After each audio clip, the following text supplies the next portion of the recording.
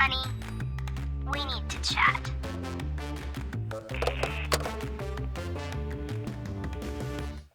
We all know that classic reaction in relationships. The little vent to a friend, or the joke that husbands are hopeless in the kitchen, or wives are always nagging. It presents as harmless, almost like a cultural inside joke, just letting off some steam. But what if those throwaway jokes aren't actually that harmless? What if saying, it is what it is, just shrugging off frustration, is quietly eroding the very thing that actually keeps us alive and happy? The truth is we live in a culture where whinging and complaints feel normal and healthy, but really they just feel easier than repair. Where funny bitterness gets a laugh, and all you have to do is scroll for a few minutes before you come across some kind of content that feels relatable in this space, that fits this culture. But what happens when you're consuming too much of this content, or when this becomes too much of the norm? When we build this idea that this is normal and acceptable in relationships. We might lean into gender norm jokes because they're relatable. Husbands are lazy, wives are naggy. It feels safe, but it also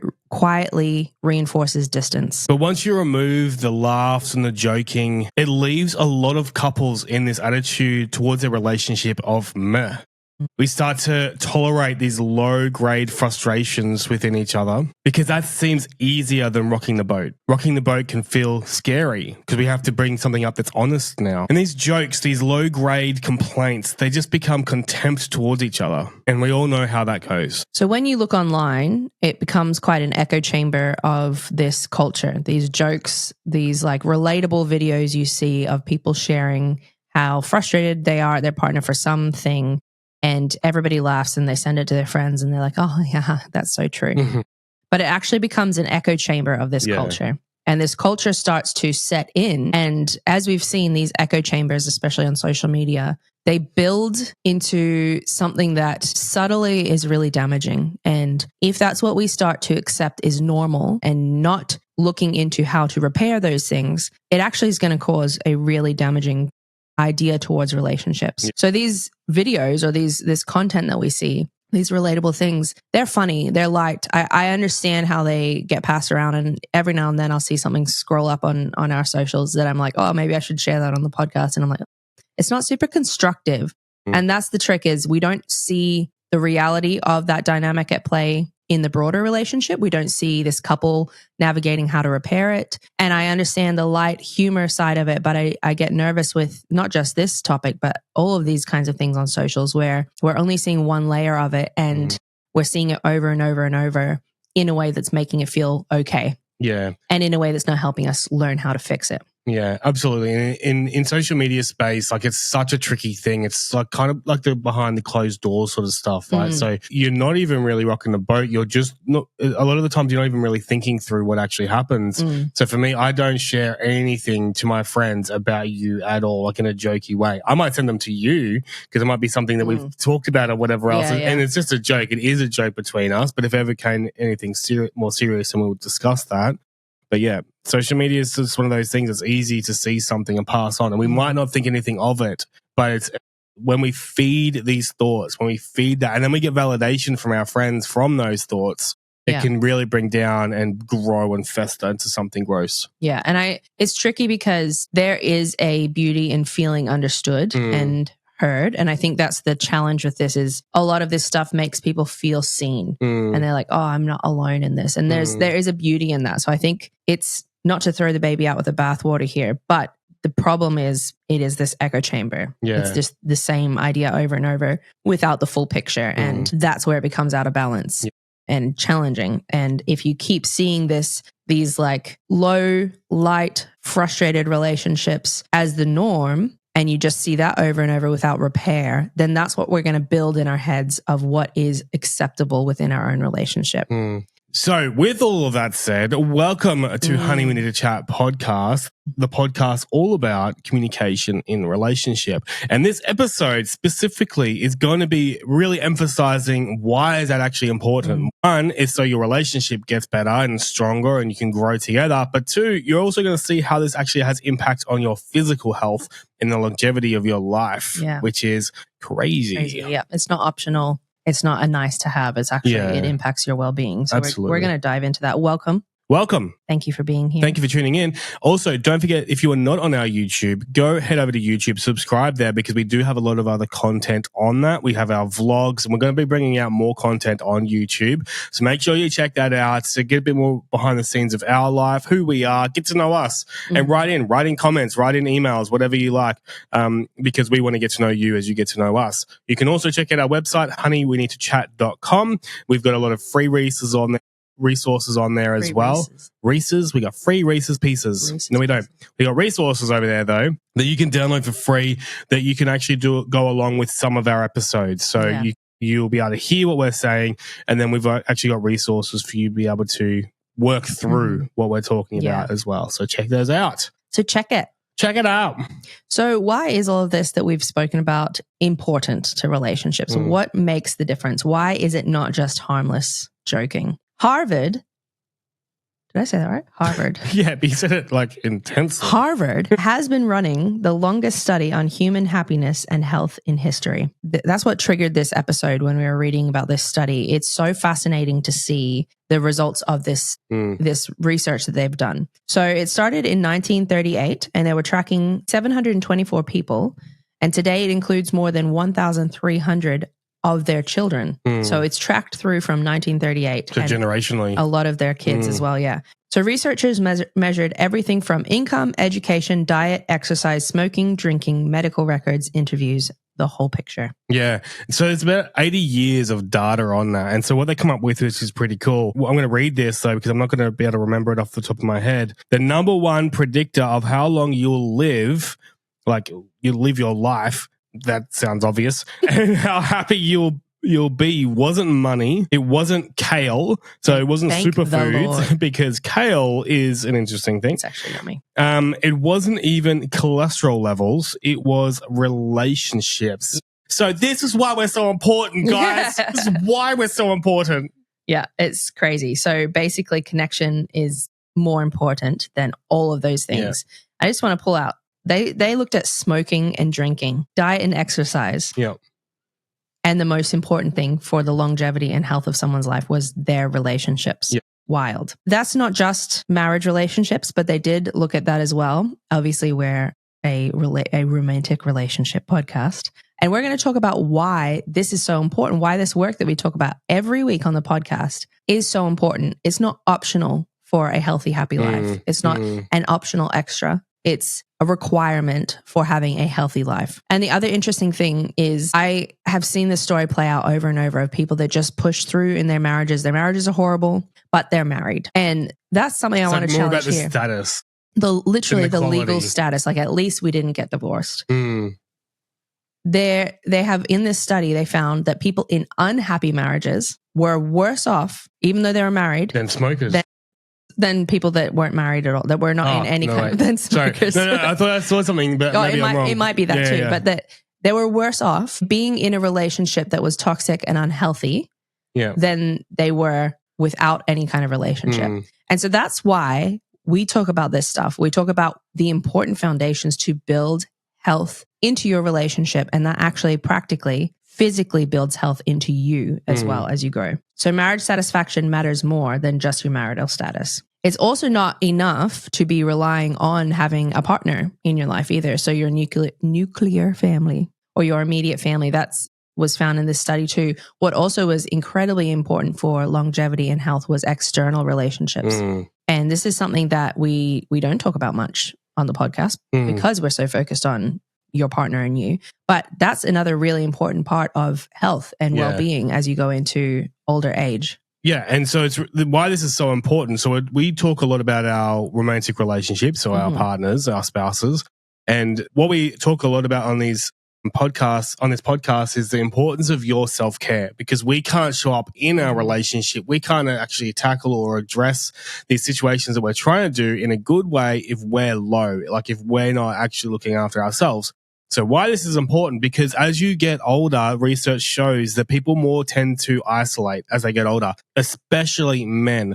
And I've definitely found this for myself, and for the nonprofit organization that we work for, we've shared a lot as well about Dad's Group. This is a big thing that we find is when dads and mums go through the same stuff too, but we focus on dads, is that isolation for men as they get older and older and older becomes just so real. It's so much. It really impacts mental health. So research calls loneliness toxic. Like it's actually toxic to you. It's as dangerous as smoking or alcoholism. That's what I saw before. So it wasn't, yeah, but that's wild, right? So loneliness is just as bad as smoking or alcoholism. Yeah. It's intense. It is intense. And so it's important.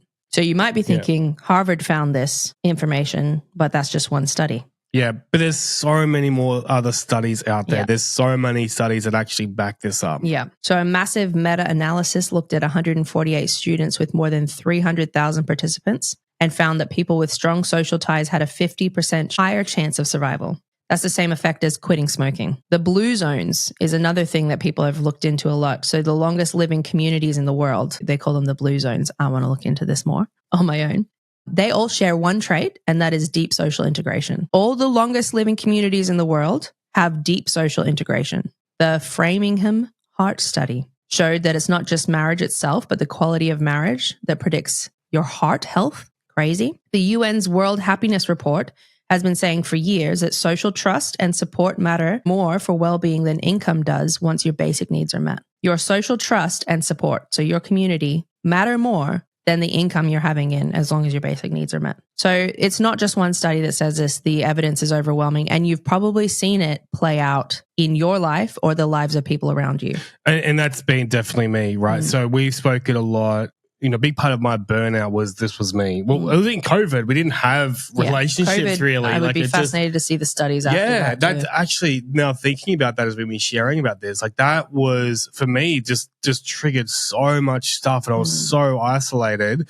But before that, I was already becoming isolated as I was becoming a dad. So I really struggled. So I became a dad, and not that you didn't struggle with this, but for me, I struggled because I just had this guilt. We call it dad guilt, and mums get the same thing, but I'm a dad. So I had this dad guilt of like, well, I can't leave the house. I can't go exercise. I can't go socialize because I don't want to leave you stuck at home by yourself with our brand new baby. Like, that's just not fair. I don't want to be that guy because I was so convicted of when I became a dad that I wouldn't prioritize out of the house more than inside the house. But what actually ended up happening, I only prioritized inside the house, and I didn't actually take care of myself and address these things. I didn't hang out with people. I didn't see people. I was literally I didn't foster relationships. I didn't call people. I was just like, no, this needs my complete attention. And I was just becoming more and more and more isolated.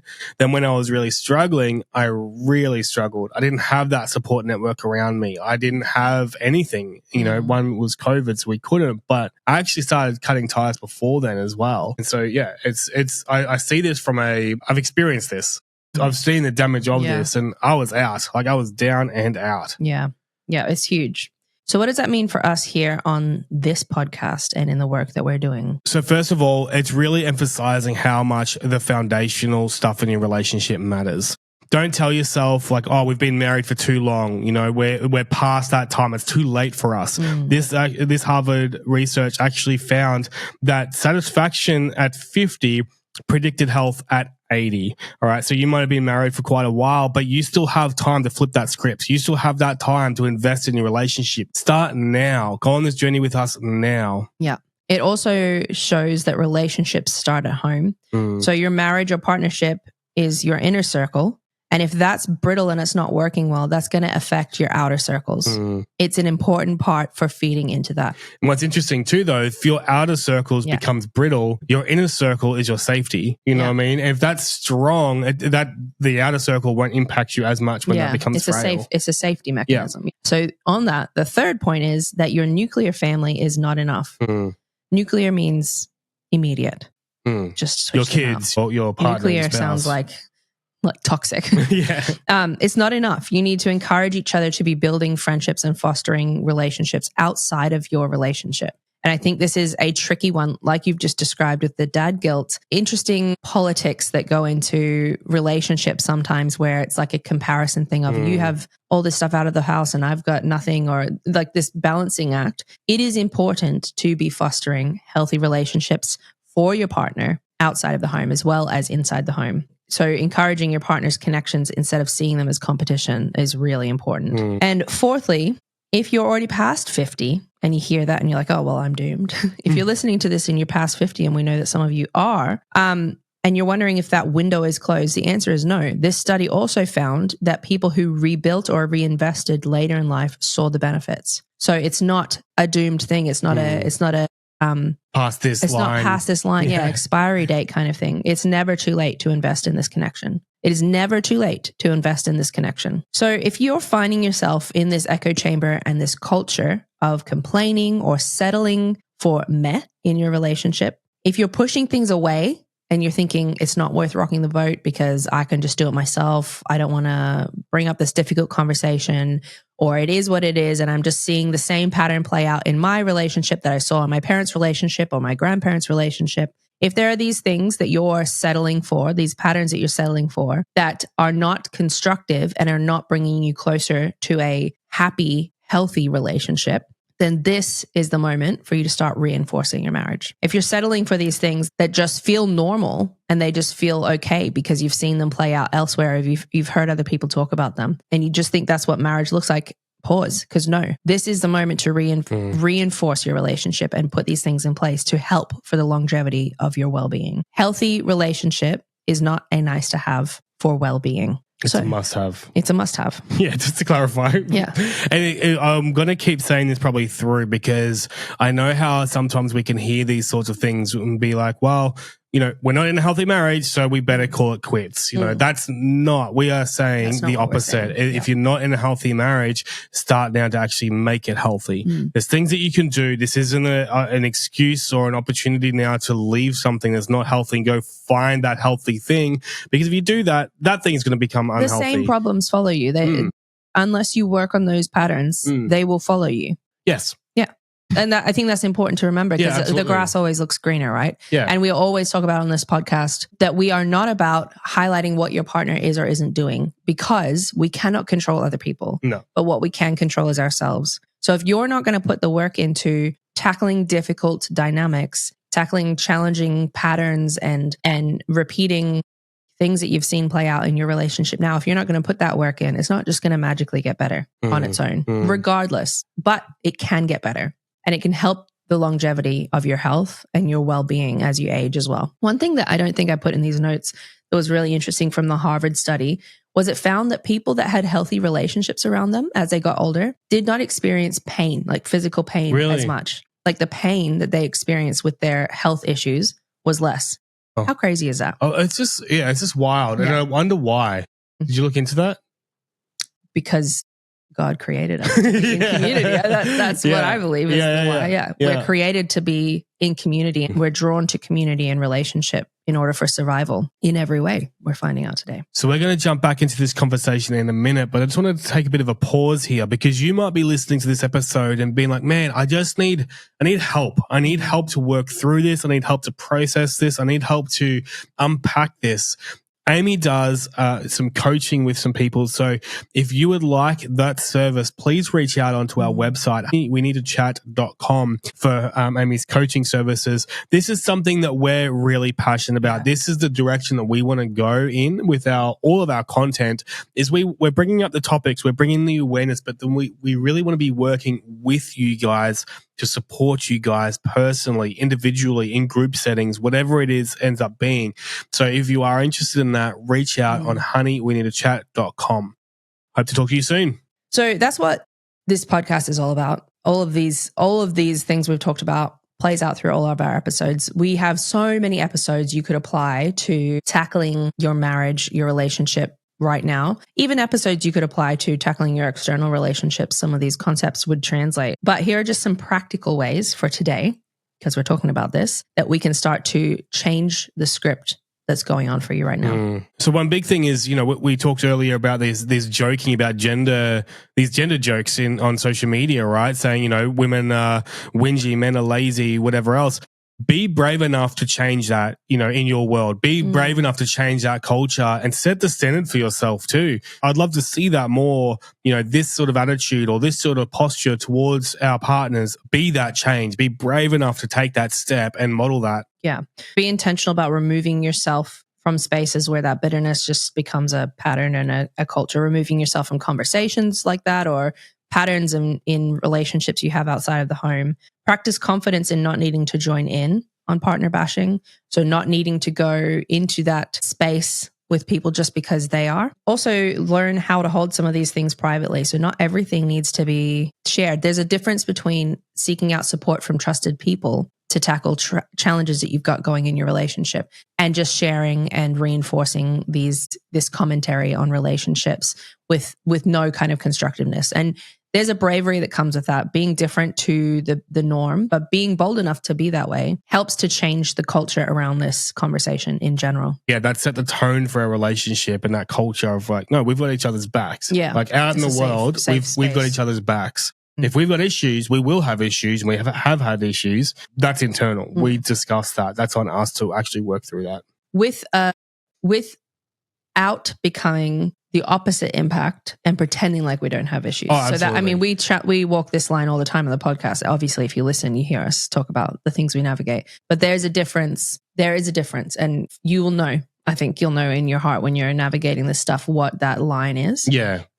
Between complaining or falling into that bitterness pattern. Yeah. Or just being a space that's safe for people to be constructive and work on their stuff as well. Something I have actually spoken to people about though, and this is what I do encourage, if you are going to speak to someone, what I have spoken to people about in our relationship is how I respond to circumstances. So it's very much a me thing. So this is what I want to work on. I want to work through this. I want to be able to approach this like this, not Amy's done all this sort of stuff and pointing the finger. If I'm talking to someone else, it's always about for my own growth in that scenario. Yeah. And then kind of following closely onto this, removing the external part of it. We're now talking about what goes on inside of you. The next time you're tempted to just push something away or ignore an issue or excuse an issue that you're not approaching with your partner constructively because it feels like this is just how it is, or it's too hard work, or it's just normal relationship dynamics, or I'll just do it myself because it's easier and it'll keep the peace. Pause and project yourself 5 years down the track, 10 years down the track. Where do you want your relationship to be? And then step that back. And write that down. We actually did this exercise on one of our episodes where, Amy got me to close my eyes and she asked me that question. I can't remember. I think it was just with life in general. Yeah. Where do I see myself in 5 years? And I had to really visualize that. And I still have that image in my head. I really do. It hasn't left me because it was like, yes, I want that. I want that reality. And so then it's like, cool. Well, how can I make that reality actually happen? Yeah. And so you step back to what decisions and attitude and approach do you need today? And I can almost guarantee that anything that comes into this category where it's like, it's too hard, I don't want to bring it up, I don't want to rock the boat, in order to get to a constructive future requires communication now. If you have something that you're struggling with and you're finding yourself in this pattern of criticism and frustration and contempt building, and you have not communicated it with your partner, it's on you until you can communicate that with your partner. Because you cannot expect people to understand and read your mind. You just can't. Expecting someone to just know is like expecting a bunch of puzzle pieces put in a box and shaken up to put themselves together. It's not going to happen. Instead, we got to be intentional and work through each piece and navigate each piece. And it's going to be a process, and it just starts small, but changing that approach. Because you know that 5 years down the track, you want to be closer together and you don't want to be frustrated every time your partner doesn't do what he says he's going to do, or your wife is like having a negative reaction. You don't want to be in that space. Cool. Then what are we doing today to change that? So those are the two things culturally that you can navigate. All right. And so then for your relationship health and enjoyment. So stop tolerating bitterness. Next time something bothers you, instead of storing it up, like we've just said, figure out a way to take a breath or an appropriate time, if it's not right now, to bring it up and say, hey, can I just share something with you before it builds into something else? Keeping your tone kind and your words short. You don't want it to become big and huge before you address it. And we have learned that the hard way. Swap whinging for micro conversations. So when you did this, I felt this. Could we try this instead? I love that too, because it's bringing up the issue. It's just like sometimes, you and I have brought something up and it's like we've just dumped it on the other person. But what I've really like about this is, so when you did this, that's an important thing to bring up. I felt this. That now helps you understand the way that it was brought across or whatever made me feel a certain way. could we try this? It's like, I'm actually coming with an idea. Yeah. I'm not just now making It's it not your a blame problem. thing, yeah. It's like, not like dump on you. Now you have to do something about it. It's like, well, I've already thought about this. Could we do this instead? Could we approach it this way? And that's a question as well. So then now you actually have input into that, but I'm not just dumping it on you. You're not just dumping it onto me. We're actually working at it. It starts the conversation, and it's about the conversation, not that you've just dumped, not that you've just voiced. Dumping is not a conversation. It's you just putting it on someone else. The conversation is a backwards and forth, and we want a healthy conversation, which opens up that discussion. And also this formula, if you want to put it that way. So when you did this, I felt this, could we do this? Is actually just a natural way of bringing curiosity into it, because you need to have thought about, what did I feel when they did that? Or what was it? I feel this way. What did they do that made me feel this way? And it just naturally brings that out. Yeah. And then the problem solving part, where you're constructively thinking about a future. You're not just dumping it like you just said. They're little bite-sized moments too. They're not this huge issue that's built up because you've addressed it quickly. They're bite-sized, low-risk approaches to the things that you're navigating. And building a rhythm of repair, we have talked about this a lot, and it's really helpful, especially if you've found yourself just a little flooded with how to start with this sort of thing. But basically creating a weekly check-in where you have a time set apart that you know is going to happen weekly, and you can check in on how you're going. What's one thing we could change? We've got resources on the website to help fill out this conversation if that's helpful, or you can just make it your own. But you know that time's coming. So it relieves some of the stress throughout the week when things flare up and they're frustrating. It relieves the angst of like, oh, do I bring it up? Don't I bring it up? Do I bring it up? Don't I bring it up? And it also means you're in a better headspace when you come into that conversation, and you've got time to process and be curious about what it is that's going on. And it just kind of takes away some of that confusion. And make it fun. So if you actually bring something fun into it, it helps with that. It's like, it's not just this dreaded conversation every time. It's something fun. So you make sure you've always got chocolate, or, make it like have tea times, you have a tea, you make tea together or whatever else. Make it fun. If it's just hard all the time, you're not going to want to do it. You're just going to be, it's in the too hard basket. It's going to be an obligation and just another chore. Yeah. This is a way to help make it manageable, and even beyond just working on the difficulties, a way to connect regularly with your partner. So then we move into external relationships. So how do we work on building and fostering healthy external relationships as we go? So actively encourage your partner's friendships, as long as they're a constructive friendship. Like, I'm sure there's some friendships that you're like, oh, I'm not going to encourage you spending time with them because of this and this. That's a different conversation. You guys can navigate that.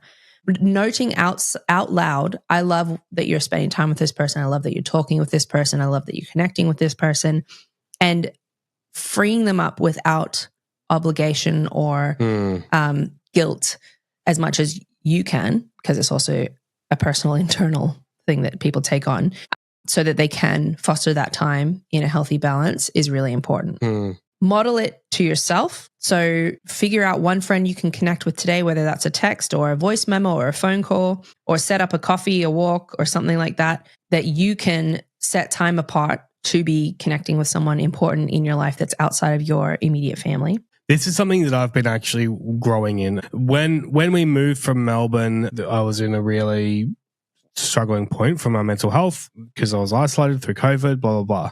Now, re-entering back into the friend zone with people has been really, really hard. I struggled with a lot of social anxiety. Yeah. I really struggled to, make friends, I guess. Like, it was just, and men are just so hard to do that with. And it was really awkward, but it was really good. I met a guy through dad's group here. So I started going along to my local dad's group. I met a guy and I just hung out. And the good thing there, so for a lot of men, it's like if you just organize, hey, can we go on a coffee? It's awkward. Men don't typically do that if you don't know each other, right? So the good thing about dad's group is that we're doing something. We're looking after, we're at a playground, we're getting a coffee, and I'm looking after my kids, and there's other dads around. So there's less pressure with there, which is nice. So anyway, there was this one dad that I got to meet, and we just started getting along really, really well. And then we're both in a similar position of like, look, we don't have many like strong relationships, outside of our marriages. And then he actually asked me out on a date. It was really strange, but good. But he's like, awesome. But he said to me, he's like, women do it all the time. Like, why can't we do it? I'm like, no, you got a point. Yeah. And then from there, we actually became really, really good mates. We went out for a dinner. it really set the tone for our relationship of intentionality and supporting each other. And we're both in that same place. So, not saying just go up and ask a random person that on a date, on a man date, but like, look for something like that. Like go to something that's more public. Like church is a great example where you can just go. There's a lot of other people there.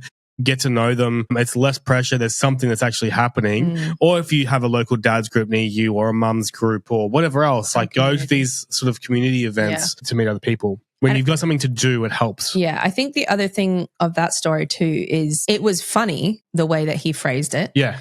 But it also then meant that you guys were freer. Like it broke the ice to be freer, to be more vulnerable, like straight off the bat. So I think there's something to be said about like if you're struggling with friendships, and I see this actually sometimes on the mums Facebook pages that I'm a part of, people just going right out there and be like, look, I need friends and I don't have any. And does anyone want to catch up? And like I've never seen a negative response to a post like that. All I've ever seen is a bunch of mums jumping on and be like, thank you so much for being brave. I'd love to. I've got a kid this age. I'm in this area, whatever. And I see a lot of negative comments on posts that are in these kind of groups. Never do I see a negative comment on a post like this, because there's something about being vulnerable, like we shared earlier, sharing your struggle or your vulnerability in a healthy way, a constructive way, not in a toxic way, opens it up for other people. And so being honest and being like, hey, I've been trying to find some friends. Do you want to have a coffee? It's really interesting. Like I really think we can learn a lot from women in this space. There's this level of vulnerability, and that word can be so daunting for a lot of men, being vulnerable, because our guards are up all the time. We need to be that tough guy. No, we've got it all together. But the reality is we don't. So we're not kidding anyone. Like no one has it all together, but we have to pretend. We feel like we have to pretend to have it all together. But I just love it. And that's exactly where my mate Aaron reached out and asked me to go on a man date, was because he's like, women do it all the time. Like we see it. And it's just this, I don't know if it's bravery. I don't know if it's safety. Been raised in a culture that allows for that. Men, like we've talked about in a lot of different ways, men haven't necessarily seen that for a long history. Yeah. That kind of more vulnerable emotional connection in friendship and that sort of thing. So it's a new culture. Yeah. And so now what I do too is like, so I've been meeting some more guys just from church really. And like, I'm not necessarily going on a man dates like a dinner or whatever else. But for me, I'm like, all right, cool. You want to grab a coffee and get our steps up, go for a walk. So it's something active. So I want to get my steps up. Most of the time they do too. And so like, sick, let's go do that. It's that activity in there. It doesn't have to be anything crazy. It's like, hey, you want to catch up for a coffee, go for a walk, get our steps up. It gives a task and then you just chat, and it's just super chill. Yeah. Yeah. Low risk. Yeah. Yeah, well, following really closely onto that, the last point here is to build shared circles. So especially when one of you is struggling more than others, and this is kind of, for the most part, what we did for the first few years of being up here, you build shared circles for you both to connect with other people. So invite neighbors for a casual meal, or join or attend something together like a community. So church, really perfect example of this. You could probably find similar in sports clubs or parenting groups, like you said, dads and mums groups or parenting groups. Different kind of communities like that are really helpful because you already have a point of connection, a point of something similar. And even better when you can do it together. So not one of you having to go out there, especially if you've got some social anxiety on their own. Going together is really helpful. And actually, when we had Kate and Tom on the podcast a few weeks ago talking about Dad's Group, they said this is how Dad's Group started. Kate was already in a mum's group, and they just got the dads of that mum's group together and built that community. And so there's something beautiful in that. Something that they do now too, though, is they started up because they moved after they started those groups and stuff. But what they started to do to get to know their neighbors, they did like Wednesday chip day or whatever. This is all their neighbors just go get hot chips, and they just have hot chips in the street, and it's just like every Wednesday night it's just hot chips. It's not expensive. Hot chips are not expensive, and everyone loves hot chips, and it's just like, that's it. When you've got food involved, it's so nice. It's so much better. It's so much easier. Yeah, exactly. So like food, man, is just such a great way to do that. It's an icebreaker, and it's a time restraint. So you're not just like open-ended, oh, you're at my house for the whole day. Yeah. You're like, we're going to eat chips and probably we'll chat for a bit. And then once that's done, there's no expectation of it to go longer. Yeah, absolutely. Yeah. And that's one of the last points we've got here too, is low effort, regular rhythms that you can implement that help you as a family connect with other people. So that Wednesday chip day, Saturday morning sports. Like if you have families you connect with where your kids are doing sports, bring coffee for a few people and just build that out when you're there. Or Sunday family lunch, if you're at church or something like that, invite a different family after church. And or if your building actually allows, like what we used to do at our old church was all the families would stick around after the service and just bring their lunch there, and they just had a big family lunch. And the families become really good friends. Like they got really close. Like their kids got close. Their parents got close as friends and stuff because they just had that time together. It was low effort. It was just hanging out. And low maintenance. Like if you can't make it one week, you can't make it. It's low exactly. risk. Absolutely. What I'd encourage you to, though, is if you're not in a community like this and you're looking for one, I want to encourage you to find a healthy one. Oh, 100%. It's really important. Yeah, absolutely. So that's how you can start to build strong relationships within your marriage, strong relationships with external people, and just little steps at a time. This can feel daunting. It might be easy to hear this and be like, oh, look at where we're at. We're doomed. We got to change everything. That's never a helpful way of navigating change. And listen to our episode about actually sticking to goals, because that has this all broken down. But no, that's not a healthy way of navigating change. Just break it down to one small thing you can do today, one small adjustment you can do today, one attitude adjustment, one internal thing or one external thing. And that will help steer your ship towards what you're working towards in 5 years' time, 10 years' time, just making those little incremental changes. It's not optional. Having healthy relationships is not optional for a healthy life. And I think that's a really important challenge for all of us. So as a quick reality check corner for this episode, just to ask yourself and reflect on your own things, what is something that you've been saying, it is what it is, instead of rocking the boat? What's something that you have seen pop up and you've wanted to raise with your partner and you're just like, I can't be bothered? Just ask yourself that. Is there something sitting there? If there's something that comes straight to mind, pay attention to it. Might be important. And do you have people outside your house who really know you and support you, and relationships that you're fostering? This is not a question to make you feel bad about not having those people. And we've navigated that as well, especially with Blair's journey, being like, I just don't have anybody that fits this. It's not something to make you feel bad. It's something to highlight and maybe flag where you can put some more effort in and follow some of these tips that we've given to bring intentional connection outside of your family as well. So something that I've been working on just with other stuff in general is I'm really trying to have a attitude of gratitude.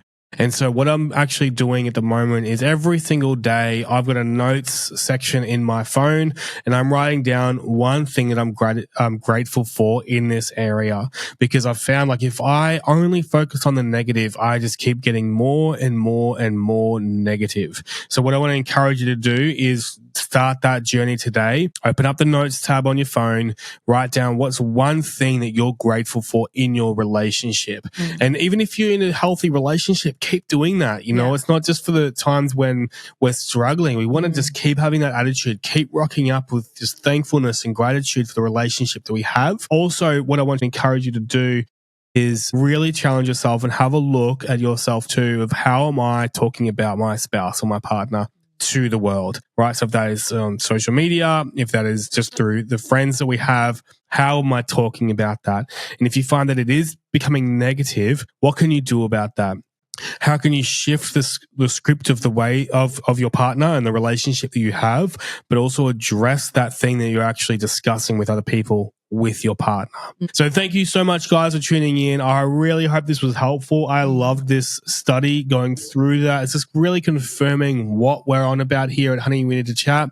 We love hearing from you guys. So please write in. Let us know what challenged you in this. What was new to you? Just share with us your journey and your stories. We'd love to hear that. Yeah. What are the things that you guys are growing in and working on in your relationship? So thank you so much for tuning in, guys. We'll catch you next week. See Good ya. chat.